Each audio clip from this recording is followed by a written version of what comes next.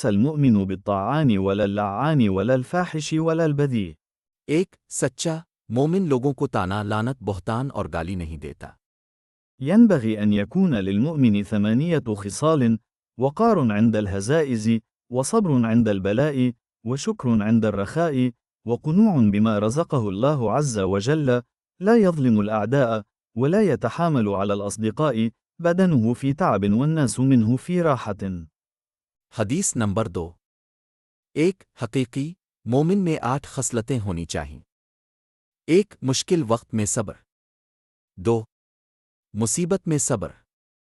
3 राहत में शुक्र। 4 खुदा ने जो कुछ दिया है इस पर कनात। 5 दुश्मनों पर जुल्म करने से बचना। 6 दोस्तों को तकलीफ देने से बचना। 7 जिस्मानी तकालीफ को बर्दाश्त करना। 8 लोग इससे महफूज महसूस करें। لا تجتمع خصلتان في مؤمن: البخل والكذب. सच्चा मोमिन 2 सिफात से खाली है। नंबर 1 झूठ बोलना, यानी मोमिन कभी झूठ नहीं बोलता। नंबर 2 बुख्ल, मोमिन कभी